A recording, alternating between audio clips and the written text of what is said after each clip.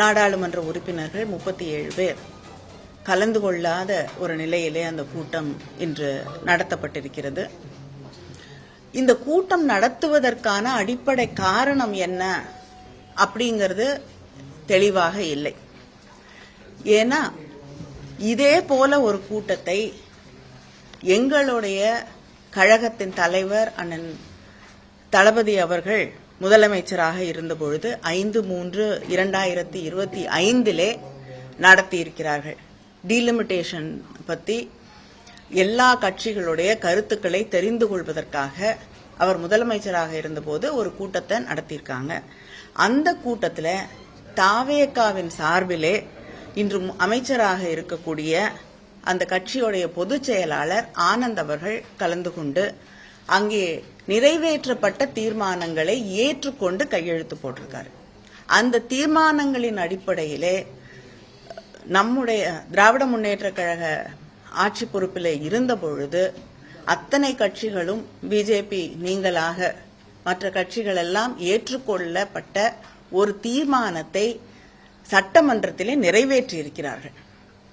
அந்த தீர்மானத்திற்கும் இன்னைக்கு இருக்கக்கூடிய இந்த கூட்டத்தில் நடந்து முடிந்திருக்கக்கூடிய இந்த கூட்டத்திலே எடுத்திருக்கக்கூடிய முடிவுகளுக்கும் என்ன வித்தியாசம் என்பதை நாங்கள் தெரிந்து கொள்ள வேண்டும். திராவிட முன்னேற்ற கழகம் மிக தெளிவாக முதல்ல இந்த டீலிமிட்டேஷன் அப்படிங்கிற பேச்சு வந்த பொழுதே எங்களுடைய கழக தலைவர் அன்று முதலமைச்சராக இருந்த அண்ணன் தளபதி அவர்கள் 5 முதலமைச்சர்களை அழைத்து மற்ற கட்சிகளின் தலைவர்களை எல்லாம் அழைத்து இதன் டீலிமிட்டேஷனால பாதிக்கப்படக்கூடிய அத்தனை மாநிலங்களிலிருந்தும் எல்லோரையும் அழைத்து சென்னையிலேயே ஒரு கூட்டத்தை நடத்தியிருக்கிறார்கள். அந்த கூட்டத்திலையும் காங்கிரஸ் உட்பட சில முதலமைச்சர்கள் கலந்து கொண்டு அந்த தீர்மானங்களை ஏற்றுக்கொண்டு கையெழுத்து போட்டிருக்காங்க. அந்த கூட்டத்தில் ஃபேர் டீலிமிட்டேஷன் அப்படிங்கிறது தான். டீலிமிட்டேஷனை நாங்கள் முற்றிலுமாக எதிர்க்கவில்லை. நியாயமான ஒரு டீலிமிட்டேஷன் தொகுதி மறுசீரமைப்பு நடைபெற வேண்டும் என்பதுதான் அந்த கூட்டத்தில் எடுக்கப்பட்ட ஒரு முடிவாக இருந்தது, தீர்மானமாக இருந்தது. அதுல கலந்து கொண்ட அத்தனை பேரும் அதில் ஒருமனதாக கையெழுத்திட்டிருக்கிறார்கள். இதையெல்லாம் தாண்டி தேர்தல் நேரத்தில் டீலிமிட்டேஷன் கொண்டு வரப்பட்ட போது தேர்தல் உச்சத்தில் இருந்த அந்த நேரத்தில் கூட முதலமைச்சராக இருந்த அண்ணன் தளபதி அவர்கள் எங்களுக்கு தேர்தல் முக்கியம் இல்லை, தமிழ்நாட்டின் உரிமைகள் தான் முக்கியம், நாங்கள் பாதிக்கப்படக்கூடாது அப்படிங்கிற ஒரு முடிவோடு அந்த பிரச்சாரத்தை கையில் எடுத்தார்கள். அது மட்டும் இல்ல, தேர்தல் பணியிலே இருக்கக்கூடிய அத்தனை நாடாளுமன்ற உறுப்பினர்களும் நீங்க போய் அந்த தீர்மானத்திற்கு எதிராக கொண்டு வரக்கூடிய மசோதாவிற்கு எதிராக நீங்கள் வாக்களிக்க வேண்டும் என்று எங்க அத்தனை பேரையும் அனுப்பி அந்த முதலாக பிஜேபி ஆட்சி பொறுப்பிற்கு வந்த பிறகு அவங்க கொண்டு வந்த ஒரு மசோதா முறியடிக்கப்பட்டது என்றால் அது திராவிட முன்னேற்ற கழகம் போன்ற இயக்கங்கள் எதிர்த்த அந்த டீலிமிட்டேஷன் அப்படிங்கிற அந்த மசோதாவை தான். இந்த அளவிற்கு தொடர்ந்து அதற்காக குரல் கொடுத்து கொண்டிருக்கக்கூடிய இயக்கம் திராவிட முன்னேற்ற கழகம். ஆனா அதே நேரத்தில் தமிழ்நாடு பாதிக்கப்படக்கூடாது அப்படிங்கிறது தான் எங்களுடைய தொடர்ந்த கோரிக்கையாக இருக்கிறது.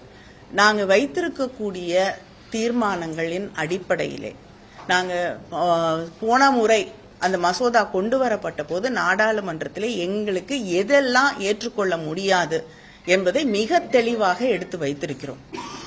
அந்த பில்லுல எந்த இடத்துலயுமே இந்த கொண்டு வரக்கூடிய அந்த டீலிமிட்டேஷன் அவங்க சொன்னது ப்ரோராட்டா பேசிஸ்ல எல்லாருக்கும் ஒரே சமமாக அதிகரிக்கப்படும், தமிழ்நாடுடைய பெர்சன்டேஜ் எந்த காலகட்டத்திலும் மாறாது அப்படின்னாங்க. ஆனா அந்த பில்லுக்குள்ள அதற்கான ஒரு அந்த வாய்மொழியாக ஹோம் மினிஸ்டர் அங்க ஃப்ளோர்ல அதை சொன்னாரே தவிர அது பில்லுக்குள்ள இல்லை.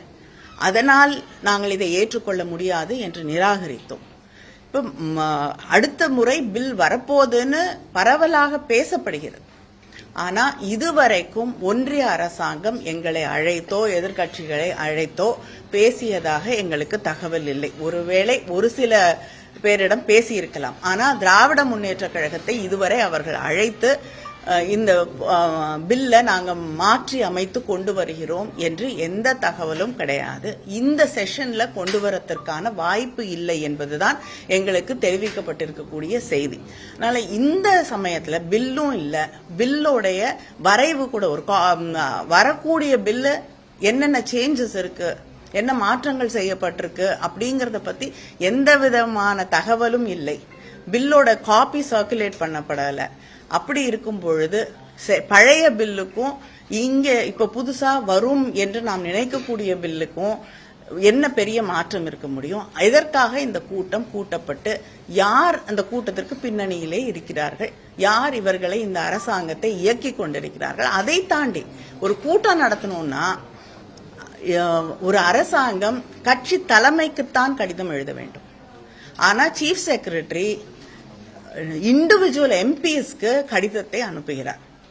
அப்ப சீஃப் செக்ரட்டரி யாருக்கு பணியாற்றுகிறார்? அரசாங்கத்திற்கா, தமிழ்நாடு அரசாங்கத்திற்கா, இல்லைன்னா ஒரு இயக்கத்திற்கா? டிவிகேவுடைய ஹெட் குவார்டர் செக்ரட்டரி போல ஒவ்வொரு எம்பிக்கும் கடிதம் எழுதி எங்களை அழைப்பது என்பது அதுவே முறையில்லாத ஒன்று. எங்களுடைய முதலமைச்சர் அனைத்து கட்சி கூட்டத்தை அழைத்த போது கட்சியோட தலைவர்களுக்கு தான் கடிதம் எழுதினாங்க.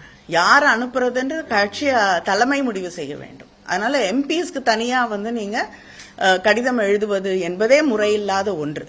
அதனால எந்த தேவையும் இல்லாத நேரத்தில் எத்தனையோ பிரச்சனைகள், மேகதாது பிரச்சனை மிக மோசமான ஒரு இதுல போயிட்டு இருக்கக்கூடிய ஒரு சூழல்ல, விவசாயிகளுடைய பிரச்சனைகள் பற்றி எரிந்து கொண்டிருக்கக்கூடிய இந்த சூழல்ல திசை திருப்பக்கூடிய ஒரே வேண்டும் என்ற ஒரே எண்ணத்தோடு அவங்க கூட்டணியில இருக்கக்கூடியவர்களுக்கு எந்த விதமான ஒரு எம்பாரஸ்மெண்ட்டும் வந்துடக்கூடாது அப்படிங்கிற ஒரு எண்ணத்தோடு திசை திருப்புவதற்காக இன்னைக்கு இந்த கூட்டம் நடத்தப்பட்டிருக்கிறது. இந்த பிரச்சனையை கையில எடுத்திருக்கிறார்கள். புதுசா என்ன சொல்றாங்கன்னா, தொகுதி மறுவரையே தேவையில்லை, இந்த எண்ணிக்கையிலே இருக்கணும், எண்ணிக்கையை உயர்த்தவும் கூடாது, மக்கள் தொகை அடிப்படையிலேயே வேணாம், 50% வேணாம், மறுவரையே தேவையில்லை, இந்த எண்ணிக்கையே இருந்தா போதும், நாடாளுமன்ற உறுப்பினர்களுக்கு பேசுறதுக்கான வாய்ப்பே இங்க கிடைக்கல, 543 பேர் இருக்கும்போது 5 நிமிஷம் கிடைக்க மாட்டேங்குது, எண்ணிக்கையை உயர்த்தினா அதுக்கான வாய்ப்பே இல்லை அப்படின்னு சொல்லி பல கட்சிகள் தெரிவிச்சிருக்காங்க. முதலமைச்சர் அந்த கருத்தை நாடாளுமன்ற உறுப்பினர்கள் கட்சியில ஒவ்வொரு கட்சிக்கும் எத்தனை உறுப்பினர்கள் இருக்கிறார்கள் அப்படிங்கிற அடிப்படையில தான் நேரம் ஒதுக்கீடு செய்யப்படுகிறது. இண்டிபெண்டா இருக்கக்கூடியவர்களுக்கு தான் நேரம் குறையக்கூடிய வாய்ப்பு இருக்கே தவிர உங்களுடைய கட்சிக்கு எத்தனை பிரதிநிதிகள் இருக்காங்க அப்படிங்கறதோட அடிப்படையில் தான் நேரம் ஒதுக்கீடு செய்யப்படுகிறது. அதனால இதையெல்லாம் நம்ம ஒரு காரணமாக சொல்லி வேண்டான்னு சொல்றது, மாற்றவில்லை என்றால் அதை மாத்தணும்னு திராவிட முன்னேற்ற கழகம் நீங்க மாத்தியே ஆகணும், டீலிமிட்டேஷன் கொண்டு வரணும் நாங்க சொல்ல. நாங்க கேட்கக்கூடிய ஒன்றே ஒன்று 33% பெண்களுக்கு இடஒதுக்கீடு வேண்டும் என்று. அதுதான் எங்களுடைய தொடர்ந்த கோரிக்கையாக இருக்கிறது. ஆனால் சில இடங்களிலே கிட்டத்தட்ட சில தொகுதிகளில் 40 லட்சத்துக்கு மேல அங்க இருக்கக்கூடிய பாப்புலேஷன் இருக்கக்கூடிய ஒரு சூழல்ல டீலிமிட்டேஷன் கொண்டு வரணும்னு நினைக்கக்கூடிய இதுல பாப்புலேஷன் பேசிஸ் மக்கள் தொகை அடிப்படையில கொண்டு வந்தா நமக்கு மிகப்பெரிய, முக்கியமா தென் மாநிலங்களுக்கு மிகப்பெரிய ஒரு பாதிப்பு இருக்கும். அதனால மக்கள் தொகை அடிப்படையிலே அதை கணக்கீடு செய்யக்கூடாது அப்படிங்கிறது தான் நாங்க தொடர்ந்து வலியுறுத்தக்கூடிய ஒன்று. அதனால தமிழ்நாட்டுக்கு எந்த விதத்திலும் இந்த பிரதிநிதிகளுடைய எண்ணிக்கை குறைந்து விடக்கூடாது. நாம மக்கள் தொகையை குறைச்சிருக்கிறதுக்காக பழிவாங்கப்படக்கூடாது என்பதுதான் திராவிட முன்னேற்ற கழகத்தோடைய அடிப்படையில நாங்க சொல்லக்கூடிய விஷயம். காங்கிரஸ் மூத்த தலைவர் சிதம்பரம் போன்ற தலைவர்கள் சொல்றாங்க, பாஜக திமுக அணுகிருக்காங்க, இந்த சட்டத்தை எப்படியாவது நிறைவேற்றணும் அப்படின்னு சொல்லி பேசிக்கிட்டு இருக்காங்க அப்படிங்கிற மாதிரி கருத்துக்களை சொல்றாங்க. பாஜக எல்லாரையும் தான் அணுகிருக்காங்க. எனக்கு வந்த செய்தி, பார்லிமெண்டரி அஃபேர்ஸ் மினிஸ்டர் திரு கிரண் ரிஜிஜு அவர்கள் எதிர்க்கட்சி தலைவராக இருக்கக்கூடிய திரு ராகுல் காந்தியை நேரடியாக சென்று சந்தித்தார் கூட சொல்லியிருக்காங்க.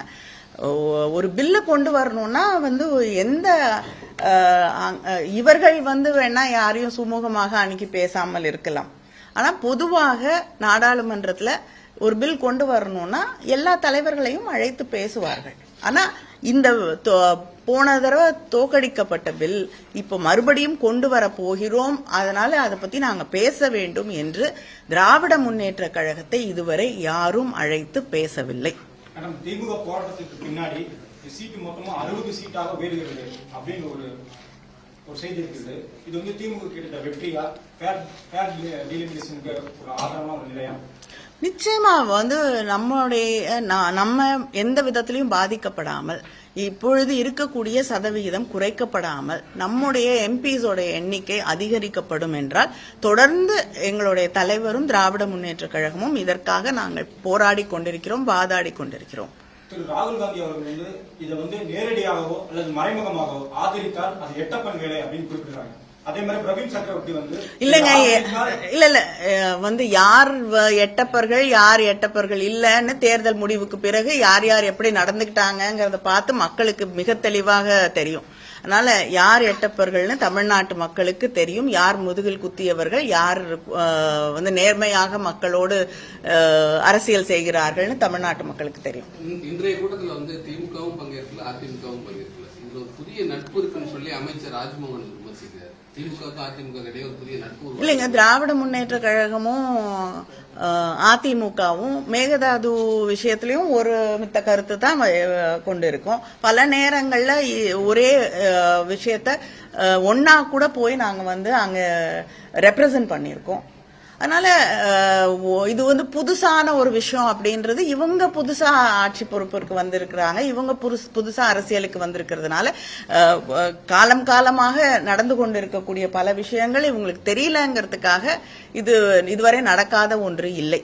அதனால இப்பொழுது கூட இன்று ஆட்சி பொறுப்பில் இருக்கக்கூடிய தாவேகா எல்லா எதிர்கட்சி தலைவர்களையோ இல்லைன்னா அவங்களோட கட்சிகளுடைய ரெப்ரசன்டேட்டிவ்ஸையோ அழைச்சிட்டு போய் அங்கே இருக்கக்கூடிய நீர்வளத்துறை அமைச்சரையோ அல்லது மற்ற அமைச்சர்களையோ சந்தித்து இந்த மேகதாடு பிரச்சனையை பற்றி அவர்களிடம் எடுத்து சொல்லுவது என்றால் நிச்சயமாக திராவிட முன்னேற்ற கழகமும் அவர்களோடு செல்ல தயாராக இருக்கிறோம்.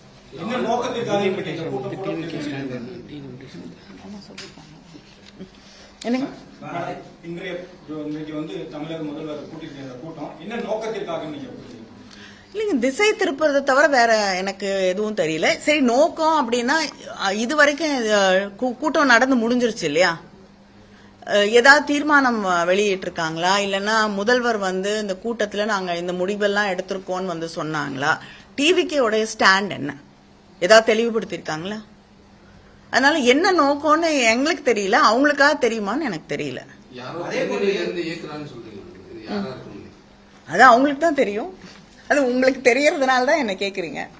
காவைக்காவை தவிர மற்ற எல்லாருமே மேகதாது விவகாரத்துல தமிழக அரசு தவிர எல்லாருமே வந்து அனைத்து கட்சி கூட்டத்தை கூட்ட வேண்டுங்கிற இந்த இஷ்யூ தொடங்கினதுல இருந்தே சொல்லியிருக்காங்க. அதுக்கு கொஞ்சம் கூட செவி சாய்க்காம அவங்களுக்கு எதிர்கட்சி குரல்ல கூட இல்லைங்க, அவங்க கூட்டணியில இருக்கக்கூடிய சில பேருக்கு வந்து அது வந்து தர்ம சங்கடம் ஆயிடுங்கிற ஒரே காரணத்திற்காக அவங்க அந்த கூட்டத்தை கூட்ட மறுக்கிறார்கள். அவங்களுக்கு அந்த அளவுக்கு, அது மட்டும் இல்லாம விவசாயிகள் மீது அவங்களுக்கு இருக்கக்கூடிய அக்கறை என்னன்னு நமக்கு நல்லா தெளிவாக தெரியும். இதையெல்லாம் தாண்டி திசை திருப்பக்கூடிய எத்தனையோ விஷயங்கள் இன்னைக்கு நடந்துட்டு இருக்கு. இதுல இருந்து திசை திருப்பி இன்னைக்கு திடீர்னு தனக்கு வந்து இந்த டீலிமிட்டேஷன் மேல ஒரு அதை பத்தி அக்கறை இருக்கு அப்படின்னு சொல்லிக்கிற விதமாகத்தான் இந்த கூட்டம் நடத்தப்பட்டிருக்கிறது. அதுவும் முறைப்படி நடக்காத ஒரு கூட்டம் தான். பில்லு வருதா இல்லையானே தெரியல. இந்த செஷன்ல வரதுக்கான வாய்ப்பே கிடையாது.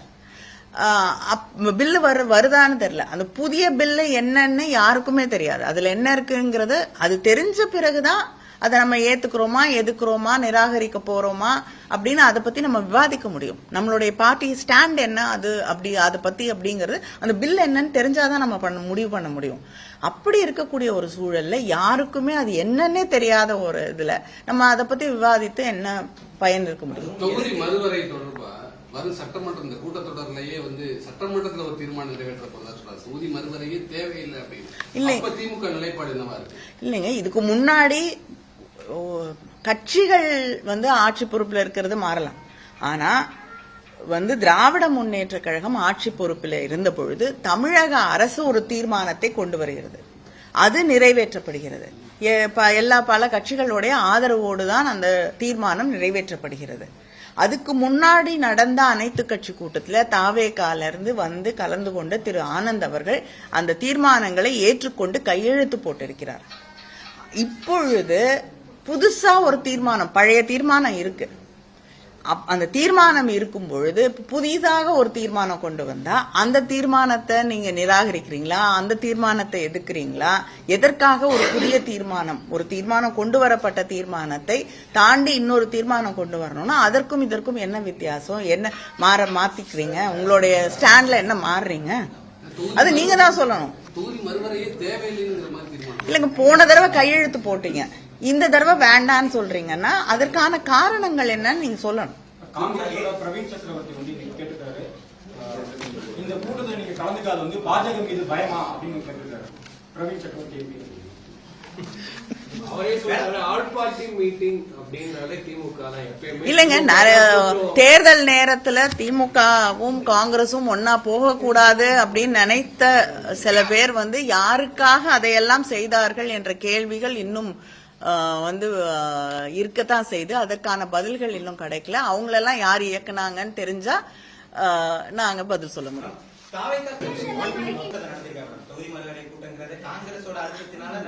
நீங்க அவங்களதான் கேட்கணும், ஆனா அவங்க பதில் சொல்ல மாட்டாங்க.